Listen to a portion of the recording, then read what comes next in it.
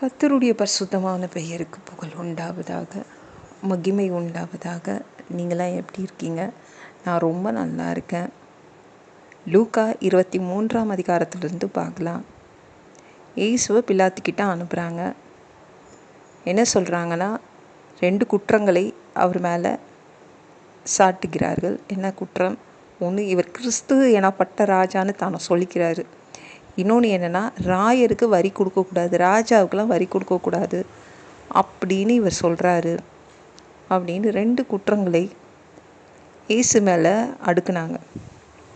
உடனே பிலாத்து இயேசுவை பார்த்து கேட்டாங்க, நீங்கள் யூதருடைய ராஜாவா? ஆமாம் அப்படின்னாங்க இயேசு.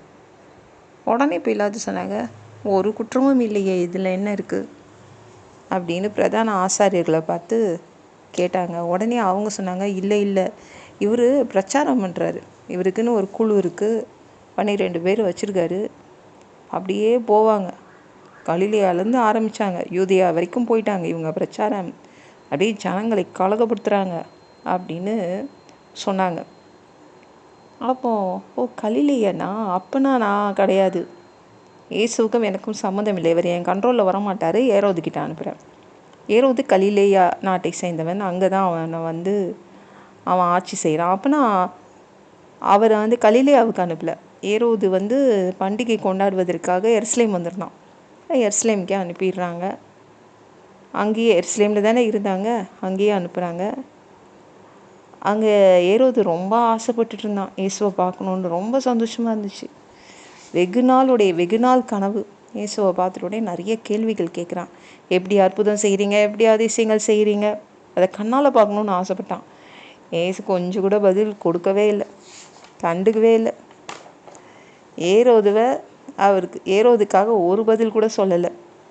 இவங்களும் விடலை, வேத பாரகர்களும் பிரதான ஆசாரியர்கள்லாம் என்ன சொல்லிகிட்டே இருந்தாங்க, பிடிவாதமாய் நின்றுட்டே இருந்தாங்க, இவன் இவ்வளோ குற்றம் செய்துட்டான், அவ்வளோ குற்றம் செய்துட்டான்.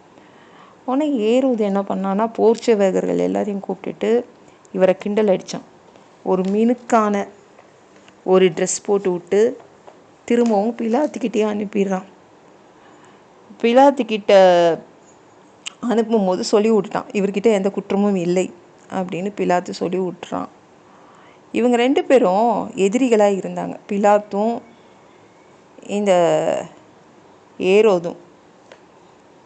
அன்னைக்கு அவங்க பகை உடையுது, 2 பேரும் திரும்பவும் நண்பர்களாக மாறுறாங்க. அப்புறம்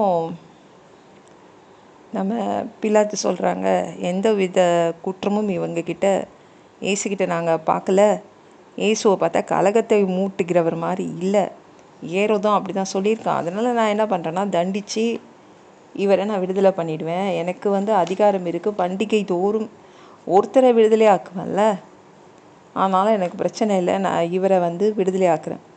உடனே ஜனங்கள் எல்லாரும் சேர்ந்து இவனை அகற்றும், பரபாசை எங்களுக்காக விடுதலை பண்ணுங்க அப்படின்னு கத்த ஆரம்பித்தாங்க.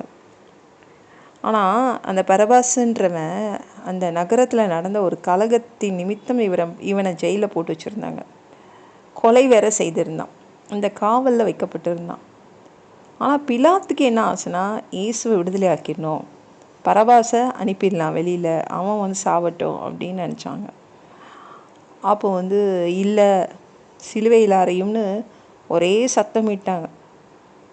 அப்போ திரும்பவும் 3வது தடவை கூட ஜனங்கள்கிட்ட பேசினான், என்ன பொல்லாப்பு செய்தார், அவர் ரொம்ப நல்லவர் தானே, அவரை தண்டித்து நான் விடுதலை ஆக்குவேன் அப்படின்னு சொல்லும்போது, இல்லை அவரை சிலுவையில் தான் அறையணும் அப்படின்னு ஓவராக கத்த ஆரம்பித்தாங்க.